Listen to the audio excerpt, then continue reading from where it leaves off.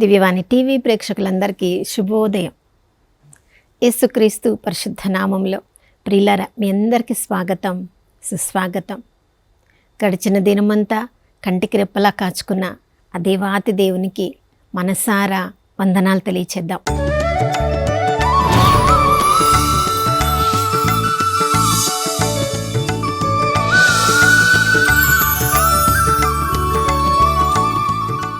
ఈ నూతన ఉదయంలో కూడా దేవుని ప్రేమ తరిగిపోలేదు, ఆయన కరుణ సమసిపోలేదు. ప్రతి ఉదయము అందరిపై నూతనంగా తన ప్రేమను, కరుణను ఆ నమ్మదగిన దేవుడు, విశ్వసనీయుడు కుమ్మరిస్తాడని మన విలాప గీతములు 3వ అధ్యాయము 22-23 వచనాల్లో నమ్మదగిన దేవుని నమ్మకత్వాన్ని గురించి మనం అక్కడ చదువుతూ ఉన్నాం. ప్రియులారా, దేవుడు ప్రతిరోజు కూడా ఎన్నెన్నో ఆశీర్వాదాలతో మనల్ని నింపుతూ ఉన్నారు. కానీ ప్రభు దగ్గర నుంచి ఇంకా ఇంకా ఇంకా ఎక్కువ మనం అడుగుతూనే ఉంటాం. మరి ప్రభు దగ్గర నుంచి మనము పొందుకోవాలని ఎదురు చూస్తూ ఉన్నట్లుగా ఎన్ని ఆశీర్వాదములతో మనం నింపబడిన తర్వాత తిరిగి మనం ఫలంగా మన జీవితం ద్వారా ఆ దేవునికి ఏమి ఇవ్వగలుగుతూ ఉన్నామో. మన జీవితమే ఒక వృక్షం అయితే చూడండి, యేసు ప్రభు తనను తాను ద్రాక్షవల్లితో పోల్చుకున్నారు. యోహాను సువార్త 15వ అధ్యాయంలో మనము మొదటి వచనంలో చదువుతున్నాం, నేను ద్రాక్షవల్లిని, నా తండ్రి వ్యవసాయకుడు. నాలో ప్రతి రెమ్మ ఫలించాలని నా దేవుడు, నా తండ్రి కోరుకుంటున్నాడు. ఫలించని ప్రతి రెమ్మను ఆయన తీసివేయను, కత్తరించి తీసివేయను. ఫలించు కొమ్మలో కూడా అది ఇంకా అధికంగా ఫలించాలని కత్తరించి సరిచేయును. ప్రియులారా, యేసు ప్రభువే తన జీవితం ద్వారా మనమందరము కొమ్మలుగా ఆయనలో అంటు కట్టబడి ఉన్నప్పుడు కొన్నిసార్లు మన జీవితంలో కత్తరింపు అన్నది చాలా అవసరం.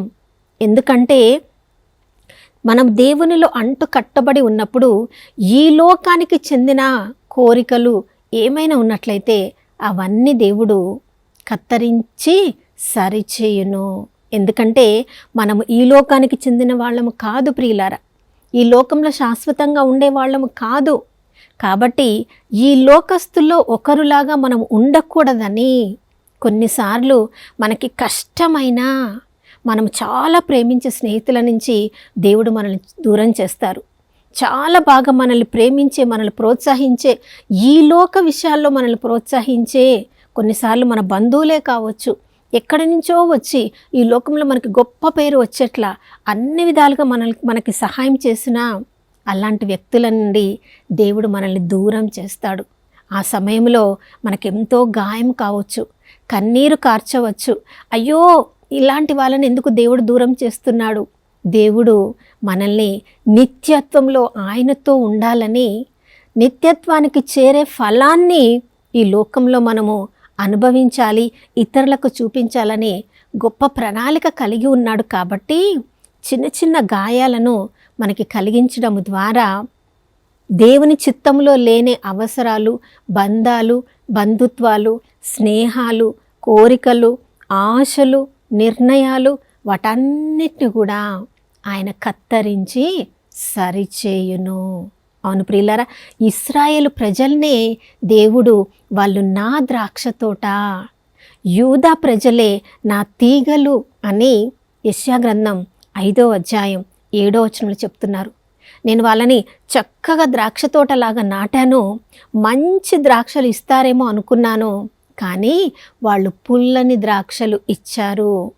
నీతిగా న్యాయంగా జీవిస్తారేమో అనుకున్నాను, వాళ్ళు అన్యాయంగా జీవిస్తున్నప్పుడు వాళ్ళని కత్తరించవలసిన అవసరము వచ్చింది.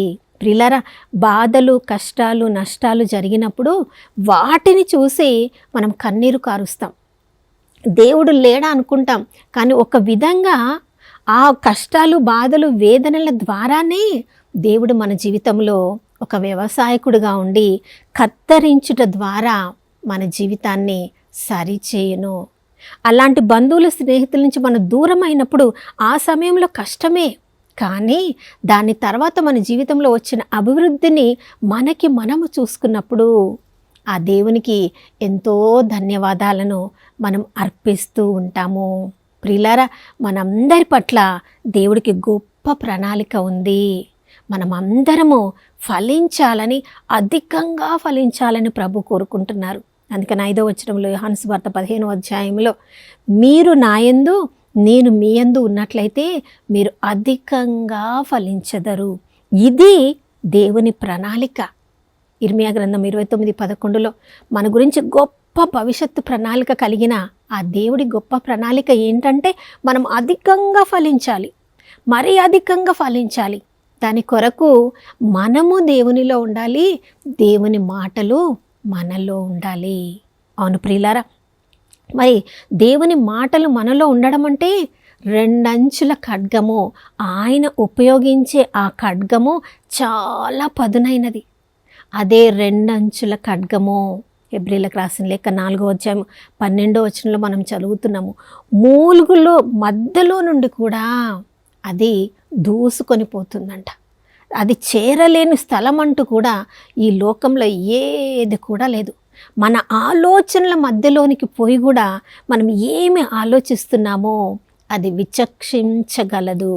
దేవుని వాక్యము వెళ్ళలేని స్థలము లేదు, ప్రవేశించలేని మనిషి లేడు, ప్రవేశించలేని తావే ఈ లోకంలో లేదు. అంత పదునైన ఖడ్గాన్ని దేవుడు ఉపయోగిస్తున్నాడు. ప్రియులారా, దర్శన గ్రంథం 12వ అధ్యాయంలో ఆయన నోటిలో నుంచి వచ్చే అగ్ని, ఆ 2 అంచుల ఖడ్గముతో ఒకరోజు ఆయన తీర్పు తీర్చబోతున్నాడు. అందుకని ఆ తీర్పునకు మనం ఎదుర్కోవడానికి ముందు ఈ లోకంలో ఉన్నప్పుడే దేవుని వాక్యమనే 2 అంచుల ఖడ్గము ప్రతిరోజు మనం చదవాలి, ప్రతిరోజు వినాలి, ప్రతిరోజు ధ్యానించాలి, ప్రతిరోజు దానికి విధేయించాలి. ఎంత ఎక్కువ చదువుతామో, ఎంత ఎక్కువ ధ్యానిస్తామో, ఎంత ఎక్కువ విధేయిస్తామో ఆ 2 అంచుల ఖడ్గము మన జీవితాన్ని సరిచేస్తూ ఉంటుంది. యెహోషువతో యెహోవా దేవుడు చెప్పాడు కదా, నువ్వు గొప్ప నాయకుడు నువ్వు కావాలంటే, మోషే లాంటి గొప్ప నాయకుడు నువ్వు కావాలంటే నువ్వు చేయవలసింది ఒక్కటే, దివారాత్రములు నీవు ధర్మశాస్త్రాన్ని పఠించాలి, పాటించాలి. ప్రియులారా చూడండి, దేవుని వాక్యం ప్రకారము తమ జీవితాలను నడుపుకునేవారు ఎంత ఉన్నత స్థితిలో ఉంటారు. వాళ్ళు చేసే ప్రతి పని కూడా దేవుని వాక్యకు బద్ధుడై ఉంటే వాళ్ళు చేసే ప్రతి పని కూడా ఎంతో ధన్యంగా ఉంటుంది, ఆశీర్వాదకరంగా మారుతుంది. దేవుని వాక్యం ప్రకారం జీవించడం కొంచెం కష్టమే అయినప్పటికీ కూడా మన జీవితాలను ధన్యమైనదిగా చేయునది దేవుని యొక్క వాక్యమే. స్వయాన యేసుక్రీస్తు ప్రభుల వారే ధర్మశాస్త్రాన్ని పఠించారు, దాన్ని బోధించారు, దానిని మననం చేశారు, అందరికీ కూడా ప్రచురము చేశారు. ఎమ్మావు మార్గంలో 2 శిష్యులు వెలుగు నుండి చీకటిలోనికి వెళ్ళిపోతూ ఉన్నప్పుడు వాళ్ళ దగ్గరికి వెళ్ళి వాక్యాన్ని బోధించినప్పుడే వాళ్ళ మనోనేత్రములు తెరవబడి మన హృదయములు ప్రజ్వరిల్లలేదా. మన జీవితంలో ఎన్నెన్నో పరిస్థితులను మనం ఎదుర్కొంటూ ఉంటాం. ఏది నిజం, ఏది అబద్ధం, ఏది సత్యం, ఏది అసత్యం, ఏ నిర్ణయం తీసుకోవాలి, ఎవరు నిజమైన స్నేహితులు, ఎవరు మనతో నిలబడేవాళ్ళు, ఎవరు దేవుని చిత్తమును మనకు తెలియచేయున్నది అని అనుకున్నప్పుడు ప్రియులారా, ఈ లోకంలో ఎవరు మనల్ని నడిపించగలిగినా నడిపించకపోయినా దేవుని వాక్యం తప్పకుండా మనల్ని సరి అయిన దారిలో నడిపించును. అందుకనే దివారాత్రములు ఏ పని మనం చేయకపోయినా దేవుని వాక్యమును పఠించుట ద్వారా ఏ సమయంలో ఏ నిర్ణయం తీసుకోవాలి, ఏ సరియైన నిర్ణయం తీసుకోవాలి, ఏ సరియైన ఫలితాన్ని పొందాలి మనకి నేర్పించేదే దేవుని వాక్యం. పరిశుద్ధాత్మ దేవుడే స్వయంగా ఆ వాక్యం ద్వారా మనతో మాట్లాడుతూ ఉంటారు. అందుకనే ఎఫెసీయులకు రాసిన లేఖ 6వ అధ్యాయం 17వ వచనంలో మనం చదువుతున్నాం, ఆ దేవుని వాక్యమే ఆత్మవసగు ఖడ్గము. అవును ప్రియులారా, చూడండి, మనము పొలాల్లో పనిచేస్తున్న వాళ్ళని చూసినప్పుడు వాళ్ళ చేతుల్లో కొడవలి ఉంటుంది. దాన్ని ఆ కొడవలి ఉపయోగిస్తూ ఉంటారు, మధ్య మధ్యలో దాన్ని పదునుగా చేస్తూ ఉంటారు. రెండంచుల ఖడ్గం కూడా మనం చదువుతూ ఉన్నప్పుడు మన మనసులో ఉన్న ఆలోచనలు తలంపులను తెలుసుకుంటుంది కాబట్టి మనల్ని సరియైన దారిలోనికి ఆ వాక్యమే మనల్ని నడిపిస్తుంది. అవును ప్రియులారా, ఈ వాక్యాన్ని చదవడానికి నిజంగా సమయాన్ని మనము కేటాయిస్తున్నామా? మనలో ఉన్న చెడు తలంపులను, చెడు కోరికలను, దేవునికి ప్రియం కాని వాటన్నిటిని కూడా మనల నుండి దూరం చేసేది ఆ రెండంచుల ఖడ్గమే. ఆ రెండంచుల ఖడ్గమైన వాక్యము మనకు అర్థం కావడానికి అంత సులభం కాదు. కానీ సులభం కానప్పటికీ సమయాన్ని వెచ్చించి మరలా వాక్యాన్ని చదువుతున్నప్పుడు మనలో ఉన్న కలుపు విత్తనాలన్నిటిని కూడా, కలుపుకి చెందిన ఎండిపోయిన కొమ్మలన్నిటినీ, ఈ లోకపు స్నేహాలను, ఈ లోకానికి చెందిన ఆశలను, కోరికలను అన్నింటిని కూడా ఆ రెండంచుల ఖడ్గమును ఉపయోగించే దేవుడు మన జీవితాల నుండి అనవసరమైన వాటన్నిటిని కూడా కత్తరించి సరిచేయును. నా ప్రియ సహోదర సహోదరి, కత్తరింపబడుతున్నప్పుడు మనందరికీ కష్టమే. మన స్నేహితుల నుంచి దూరంగా వెళ్ళాలంటే, మనకి ఇష్టమైన కోరికలను, ఆలోచనల నుంచి మనల్ని మనము సంసిద్ధపరచుకోవాలంటే, వాటి నుంచి దూరం కావాలంటే కానీ కష్టమే. అయినప్పటికీ మనము ఫలించాలని, అధికంగా ఫలించబడాలని, దానికి గాను దేవుడు రెండంచుల ఖడ్గం ద్వారా మనల్ని కత్తరించడానికి ప్రతిరోజు కూడా ప్రతి అవకాశాన్ని ఆయన స్వీకరిస్తూ ఉంటాడు. మరి దేవుడు మనం అధికంగా ఫలించాలని తన పని తను చేసుకుంటూ ఉన్నప్పుడు ప్రవక్తల ద్వారా మాట్లాడొచ్చు. అందుకని యెషయా ప్రవక్త అంటున్నాడు, దేవుడు నాకు పదునైన కత్తి వంటి నాలుకను ఇచ్చెను.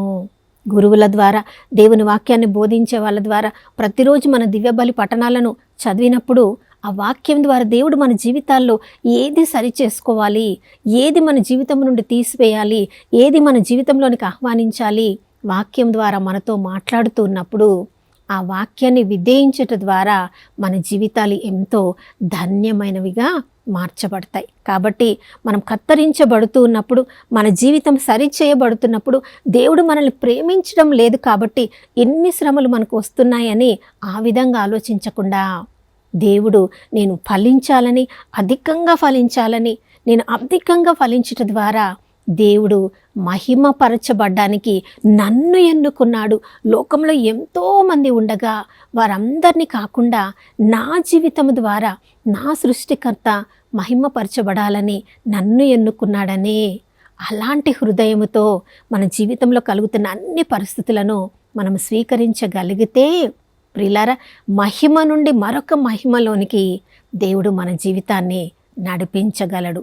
మరి మహిమ కలిగిన వారిలాగా మనం ఈ లోకంలో దేవుని మహిమపరచాలనుకుంటే కత్తరించబడడానికి సిద్ధపడాలి. తపస్సు కాలంలో దాన ధర్మాలు చేస్తున్నాం, ప్రార్థన చేస్తున్నాం, ఉపవాసాలు చేస్తున్నాం. కానీ మనలో ఉన్న చెడు గుణాలు తీసివేయడము, వాటిని వదులుకోవడము 40 రోజుల వరకు మాత్రమేనా? మన కత్తరింపు 40 రోజులకేనా? మన మహిమ కల జీవితం 40 రోజులకేనా? దాని తర్వాత వెంటనే మహిమను కోల్పోతే ఇంతగా మన జీవితం ద్వారా గొప్ప ఫలాన్ని ఎదురు చూస్తున్న దేవుడు ఎంత కన్నీరు కారుస్తాడు కదా. నా ప్రియ సహోదర సహోదరి, ఏమేమి ఈ తపస్కాలంలో నేను ఇది చేయకూడదు, ఇది మంచి అలవాటు కాదు, ఇది దేవుని చిత్తం కాదని వదిలివేసుకున్నావో, 40 రోజులు దాన్ని వదిలివేయడానికి కృపనిచ్చిన దేవుడు, శక్తినిచ్చిన దేవుడు నీకు 40 సంవత్సరంలో వచ్చే వరకు కూడా, నిత్యత్వం వరకు వాటిని వదులుకోవడానికి నీకు శక్తినివ్వరా? తప్పకుండా ఇస్తాడు నా ప్రియ సహోదర సహోదరి. అందుకని ఉదయకాలంలో ప్రార్థన చేసుకుందాం. ఏదేది దేవుడు మన జీవితం నుంచి కత్తరిస్తున్నారో, మనల్ని సరి చేస్తున్నారో, అది దేవుని మనల్ని మహిమ కలిగిన వారంగా, దేవుని మహిమతో మనల్ని నింపడానికి, మహిమ శరీరాలకు మనల్ని ధరింప చేయడానికి ఈ కత్తరింపు మన జీవితంలో జరుగుతుందని మనము స్వీకరించిన రోజు మనము నిత్యత్వానికి సిద్ధపడుతున్నాం. కాబట్టి ఈ ఉదయకాలంలో నాతో కలిసి ప్రార్థించండి. ప్రభుకు మనం అందరం చెప్దాం, ప్రభా, మా అందరి జీవితాల్లో మేము కత్తరింపబడ్డానికి సిద్ధంగా ఉన్నామయ్యా. రెండంచుల ఖడ్గమైన నీ వాక్యముతో మా జీవితాలను సరిచేయమని ప్రార్థించుకుందాం. నాతో ఏకీభవించండి. పరిశుద్ధమైన దేవానికి స్తోత్రములు తండ్రి. అయ్యా, ఈ లోక ఆశల్లో నాయన ఈ లోక తలంపులతో మేము జీవిస్తున్నప్పుడు, నాయన అన్నీ మాకు అనుగుణంగా జరుగుతూ ఉన్నప్పుడు ఇదే మా జీవితము ఎంతో సాఫీగా జరిగిపోతుంది, ఏ శ్రమ లేదు, ఏ కష్టం లేదు, ఏ నష్టం లేదు, ఇలానే ఉండాలని ఎప్పుడు మేము కోరుకుంటూ ఉంటాం. కానీ ఈ లోకంలో నాయన ఈ లోక ప్రకారం సంతృప్తికరమైన జీవితాన్ని మేము జీవించడం ద్వారా ఎలాంటి ఫలాన్ని మేము ఇవ్వలేకపోతాం ప్రభా. నాయన గలతీలకు రాసిన లేఖ 5వ అధ్యాయం 22వ వచనం నుంచి నాయన అక్కడ ఉన్న ఆ పరిశుద్ధాత్మ ఫలము మా జీవితంలో కనిపించాలంటే ఈ లోకానికి చెందిన చెడు స్నేహాలు, చెడు అలవాట్లు, చెడు కోరికలు, ఈ లోకానికి చెందిన దుష్టత్వం అంతా మాలో ఎక్కడెక్కడ పేరుకొనిపోయిందో, మా తలంపుల్లో, ఆలోచనలో, క్రియల్లో, ఆశల్లో, నిర్ణయాల్లో ప్రభా, మా భావోద్రేకాల్లో అవన్నీ కూడా కత్తరించి సరిచేయబడాలి ప్రభా. కానీ నాయన కత్తరింపబడుతూ ఉన్నప్పుడు అది మాకెంతో కష్టం. కానీ మా శక్తికి మించి నువ్వు మమ్మల్ని శోధింపబడనీయవు తండ్రి. నీకు స్తోత్రం. నమ్మదగిన దేవుడవు, విశ్వసనీయుడవయ్యా. ఏదేది నాయన మా జీవితాల నుంచి నువ్వు కత్తరిస్తున్నావో నాయన, మేము అధికంగా ఫలించాలని కోరుకుంటున్నావో నాయన, అదే అధికంగా ఫలించడంలో అయ్యా నిత్యత్వం వరకు మా జీవితాలను అర్పించడానికి మా అందరికీ నాయన మంచి మనస్సును దయచేయమని యేసయ్య పరిశుద్ధ నామములో అడిగి వేడుకొనిచున్నాము తండ్రి, ఆమేన్. అవును ప్రియులారా, క్రీస్తులో ఉన్న ప్రతి వ్యక్తి నూతన సృష్టి. దేవుడు ఈరోజు మనల్ని వాక్యము ద్వారా నడిపిస్తూ, కత్తరిస్తూ, దేవునికి మహిమకరంగా మన జీవితాలను మారుస్తూ ఉన్నప్పుడు ఈ రోజు నుంచి నిత్యత్వం వరకు అధికంగా ఫలించుదాం, దేవుణ్ణి మహిమపరచుదాం. మరొక నూతన శుభోదయంలో మనం అందరం కలుసుకునే వరకు దివ్యవాణి టీవీని వీక్షిస్తూ ఉందాం. ఇమ్మానుయేలు, దేవుడు మనతో ఉన్నారు.